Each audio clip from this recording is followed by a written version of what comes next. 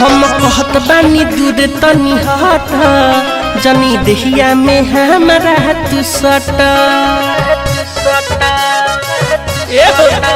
हम कहत बानी दूर तनी हट जनी देहिया में हमारा तू सट। आइल बानी नाचे उमर बाट काचे, आइल बानी नाचे उमर बाट काचे। हाला होई तो सुन बाचब ना, ढूढ़ी में करब खुद खाद तो सुन हम नाचब ना। ढूढ़ी में करब खुद खाद तो सुन हम नाचब ना।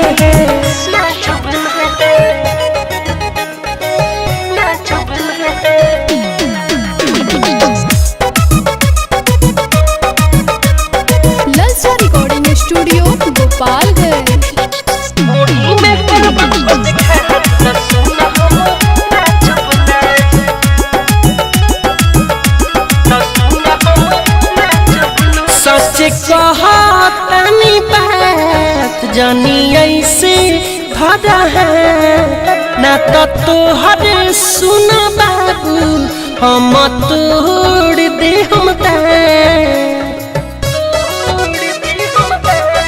ओ सच कहतनी बात जानी ऐसे भरा है ना तो तोहर सुन बाबू हम तो तोड़ दे हम मेकअप बिगड़ी तो फिर हम सहजब ना। अरे ढूढ़ी में करब खुद खा तो सुन हम नाचब ना। ढूढ़ी में करब खुद खा तो सुन हम नाचब ना।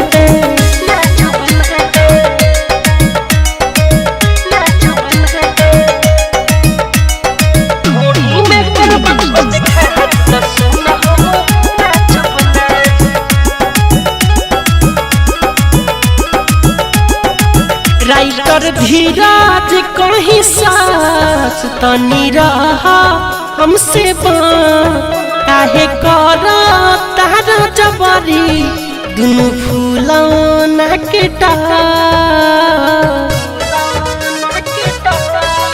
राइटर धीरज कहीं सास तनी रहा हमसे काहे कर तारा जबरी दुनु फूला नाकेटा। मिठू दे बातू नमरी हम खींचब ना। अरे ढोड़ी में करब खुद खा तो सुन हम नाचब ना। ढोड़ी में करब खुद